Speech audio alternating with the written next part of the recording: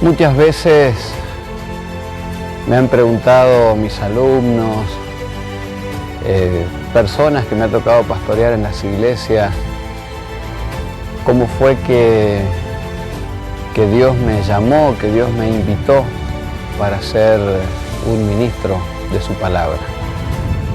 No es una historia sencilla de contar porque el llamado de Dios no es algo mágico, no es una cuestión que se da en un instante, sino que creo que ustedes ya lo han captado. El llamado de Dios lo podemos percibir a lo largo de toda nuestra existencia, desde el momento que aparecemos en el vientre de nuestra madre. Los llamados de Dios son para todos. Dios llama a todas las personas para que puedan cumplir con su voluntad y puedan llegar al destino que Él les ha propuesto si es que así lo eligen.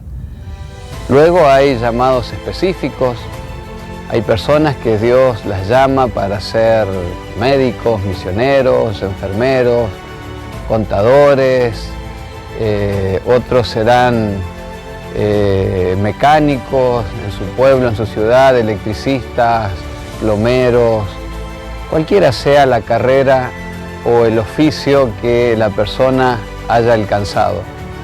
El llamado de Dios es para todos porque a través de lo que hacemos, Dios quiere usarnos y utilizarnos para que nuestra vida refleje su carácter.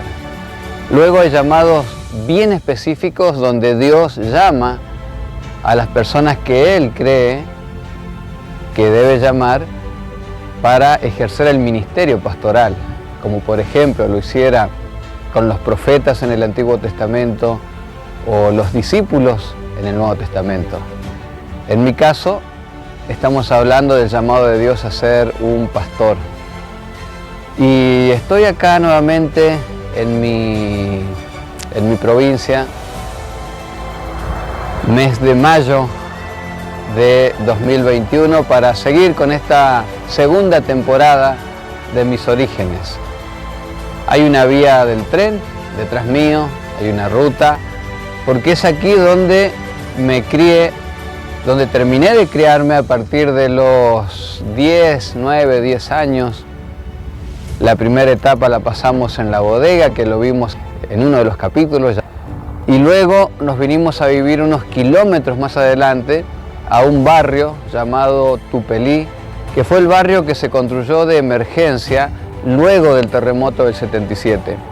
Finalmente a mi familia le dieron una casa. No la pudimos habitar de inmediato porque mi padre trabajaba en la bodega, era el cuidador, el capataz, hasta que finalmente mi padre, como ya vimos en otro capítulo, por un acto de fe decide dejar ese trabajo y tuvo que también dejar esa casa donde vivíamos y nos mudamos al barrio. Para nosotros, como ir a una gran ciudad después de habernos criado en el campo, en el medio de la nada, entre los parrales, la uva, las higueras, en fin. Aún cuando hoy a mí me parece que este barrio está en el medio del campo, cuando uno viene a una ciudad tan grande, en este caso como me toca estar en Rosario, pero es el lugar donde me crié, y estas eran las vías del tren donde tantas veces he andado con mis amigos, mis compañeritos, cazando conejitos, pájaros, en el pleno sol sanjuanino en el verano, y hoy estoy acá como adulto para contarles que Dios usa muchas maneras para llamar a las personas. Y mientras camino por estas vías del tren, te voy a llevar al lugar donde yo creo que fue clave lo que tuvo que pasar, un incidente que tuvo que suceder para que yo comenzara a escuchar la voz de Dios, porque hacían ya varios años que, si bien es cierto, mis padres me llevaban a la iglesia, de hecho la iglesia estaba en mi propia casa, por lo tanto era difícil no ir a la iglesia, pero ya mis conductas, mis formas de vivir, de actuar, aun de adolescente, ya no tenían nada que ver con esa verdad que me habían enseñado mis padres. De hecho, yo hoy puedo mirar hacia atrás y pensar en aquellos momentos y y decir que realmente estaba alejado de esos principios. ¿Qué es lo que le pasa a muchos padres hoy en día con sus adolescentes? Ellos creen que porque los llevan a la iglesia cada sábado y los sientan allí en el banco de la iglesia, sus hijos realmente están con Jesús y son amigos de Jesús.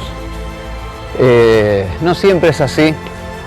Hay padres que podrían conformarse con decir: mis hijos por lo menos los llevo a la iglesia.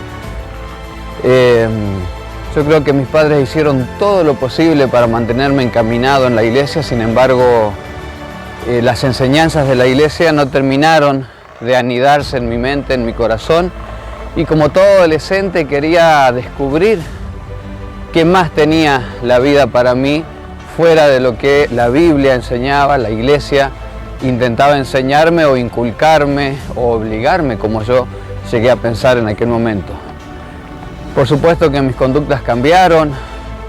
Fue allí donde acepté por primera vez, a la edad de los 15, 16 años, quizás menos, probar un cigarrillo, porque mis compañeros me decían: dale, ¿cómo vos no lo vas a hacer? Y a escondidas fumé mi primer cigarrillo,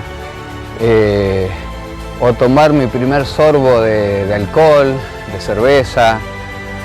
Y saben, hay algo interesante. Mi padre fue alcohólico, como yo les conté, por lo tanto yo siempre le tuve aberración al alcohol. Pero aprendí a tomarlo porque no quería ser no sé, aquel que le dijeran: ¿qué? ¿Acaso no te dan permiso? ¿No te animás? ¿Tenés miedo? Tu iglesia no te deja. Y aprendí a tomar alcohol. De hecho, reconozco que en algunos momentos lo disfruté. Y en 2 o 3 oportunidades incluso me emborraché.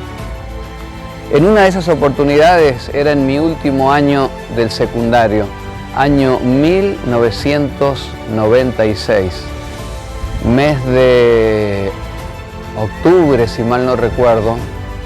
Yo ya me había acostumbrado a irme los fines de semana, a salía los viernes.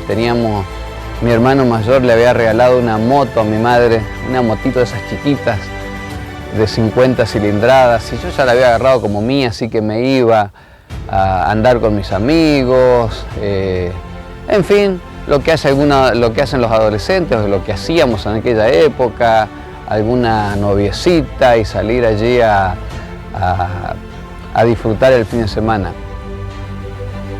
Y ese fin de semana, que había disfrutado de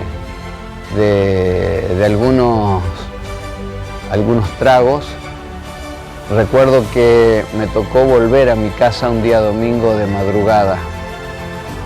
Y esa madrugada cambiaría mi vida para siempre. Cuando subí a esa moto, la hice arrancar y comencé a recorrer prácticamente unos 15 kilómetros que me separaban del lugar donde estaba, de mi casa.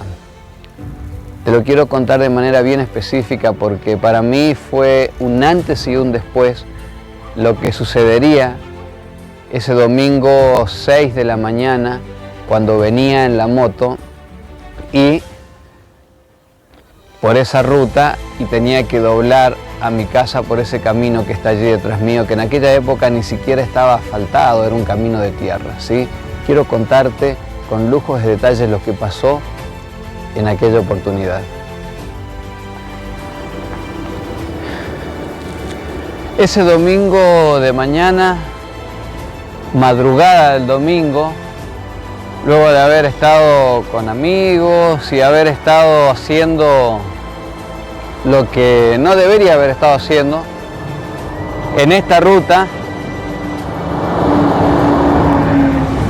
en esta misma ruta donde están pasando los camiones, los colectivos, yo venía desde allá, venía en la moto y recuerdo que no venía pensando ni en mis principios cristianos, religiosos que había dejado de lado, ya hacía por lo menos unos 4 años. No venía pensando, no pensaba en mi futuro, qué iba a hacer unos meses después cuando terminara el secundario. De hecho, los planes que tenía eran extremadamente pobres, donde seguir estudiando, pensar en una carrera. Prácticamente, aunque seguramente era el sueño de mis padres, no era el mío. Quizás porque me habían dicho muchas veces, o por lo menos en 3 oportunidades, que yo no servía para el estudio, porque me había costado mucho avanzar en la primaria. En ese momento yo no pensaba en mi futuro. Yo pensaba en que venía de divertirme, yo pensaba en que venía de pasarla bien. Lo que sí sabía era que mis padres seguramente no estaban felices de verme llegar a esa hora, seguramente haber andado el día sábado, el día que nos habían enseñado que era el día de reposo, el día del Señor, donde debíamos estar en la iglesia, en contacto especial con nuestro Dios, con la Biblia, ayudando al prójimo. Bueno, yo todo eso lo había perdido. Por lo tanto, lo que pensaba era cuál era la próxima diversión que tendría. Fue en ese momento cuando, ya llegando a estas vías del tren que hay acá, donde yo tenía que pasar en mi moto, y allí uno comienza a frenar porque ya tenía que doblar hacia la izquierda para entrar por el camino que, haciendo unos 400 metros, ya llegaba a mi casa. Y es allí donde pasa algo que lo recuerdo como si fuera hoy. Eso que sucedía en ese momento marcaría mi vida para siempre, realmente para siempre. Fue el momento que tenía que doblar hacia la izquierda cuando pasa lo inesperado. Fue en ese preciso momento, fue en ese preciso instante cuando tengo que doblar hacia la izquierda y tomar ese camino que está por allí. Ese es el camino que me llevaría a mi casa, a mi barrio. El tema fue que cuando doblé hacia la izquierda, me encuentro con un colectivo que estaba saliendo justamente del barrio, que yo no sé si todavía sigue entrando el colectivo de las 6 de la mañana, que entraba, daba la vuelta, juntaba a los pasajeros y volvía a salir por allí. Cuando yo doblo a la izquierda, el colectivo venía saliendo y me lo encuentro de frente. Y en ese momento me di cuenta que todo lo que me esperaba en milésimas de segundo era que un colectivo me chocara de frente. Todavía puedo recordar que lo único que atiné a hacer es cerrar fuertemente mis ojos, agarrar firmemente el volante de la moto, y recuerdo que de lo profundo de mi corazón salieron las palabras "Dios mío", y cerré los ojos para que ese colectivo me chocara de frente y seguramente para que las cosas terminaran muy mal. Porque chocar de frente con un colectivo en una moto, ustedes saben que hay pocas posibilidades de salir con vida. Y si salís con vida, hay pocas posibilidades de quedar bien. Seguramente a esta altura de la historia te estás preguntando, ¿qué pasó?